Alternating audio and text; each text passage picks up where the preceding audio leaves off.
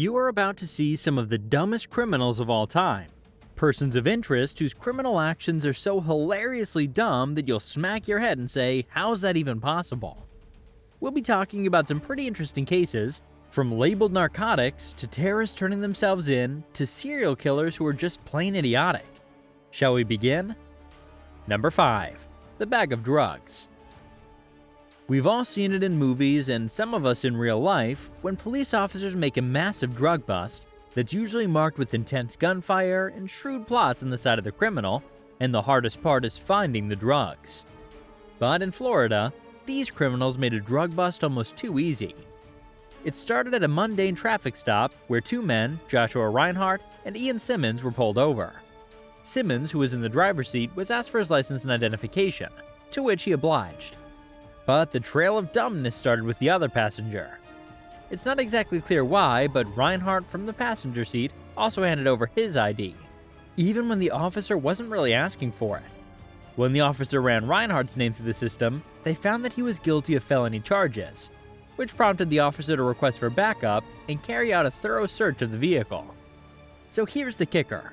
When backup arrived, a drug-sniffing dog was used for the assessment, and not long after, they found drugs all over the car, particularly in the back seat where they discovered bags with labels boldly printed as "bag full of drugs." This is 100% true, ladies and gentlemen.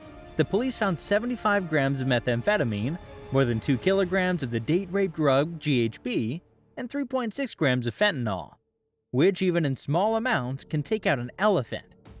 There's also cocaine, ecstasy, and a host of other drugs found in the car, and it was inside bags with the labeled "bag full of drugs." How moronic are you that you literally thought it was wise to label a bag full of drugs as "bag full of drugs"? It's not every day that criminals make the job of the police extremely easy like these two did. Number 4. Albert Bailey. If there's anyone who made the work of the police extremely easy, it'd be this guy, Albert Bailey. He tried to rob a bank, but decided that he was not going to follow the conventional process of bank robbery. In truth, Albert wanted to be original.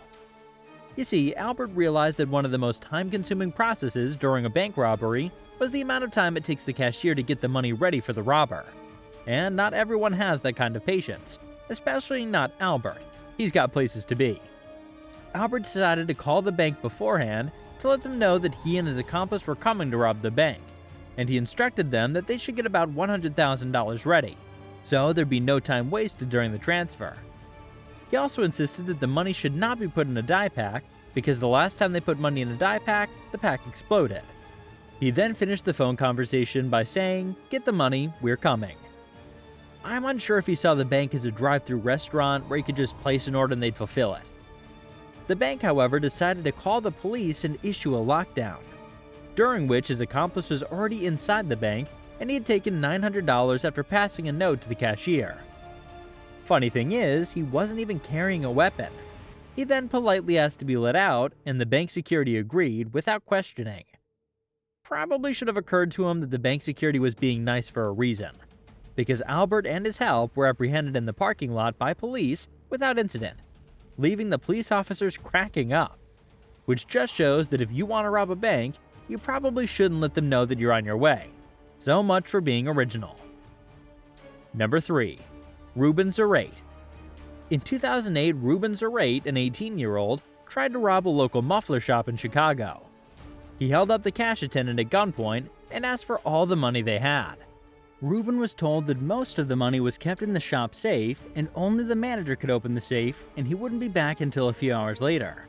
So Ruben, in his genius, decided that he'd come back later when the manager had returned. So he left his number with the cashier and stated that he'd like to be notified when the manager got back, and not a moment later. We're not making this up. Imagine being the manager and getting back to your store to find out that a robber had left his number for you to call. The manager, as you can imagine, called the police and told them everything. He was then instructed to call Ruben to announce his return. Ruben apparently thought the store would simply just hand him the money when he came back. But when he arrived, he found the police waiting for him. There was a brief shootout, but Ruben Zarate was arrested for armed robbery and a couple other charges.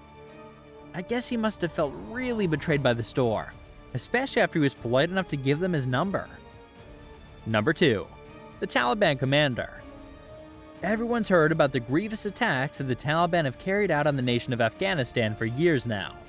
But back in 2012, the Taliban commander actually turned himself in to the Afghanistan authorities. The commander's name was Mohammed Ashan.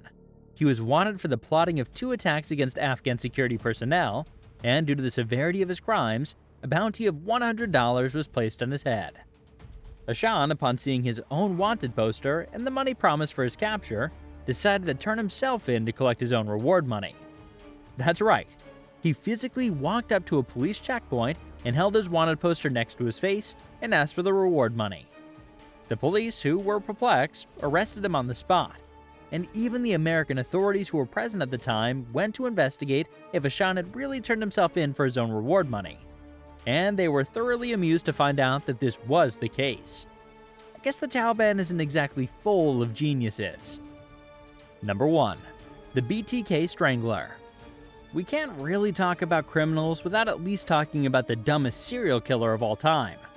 When you hear about serial killers, you probably think about highly deceptive individuals who plan their murders 10 to 20 steps ahead, highlighting the ways to take down their victims while simultaneously giving the police a run for their money. Well, that's not the case for Dennis Rader, also known as the BTK Strangler. He was active during the years of 1974 to 1991 when he killed 10 people in Park City and Wichita, Kansas.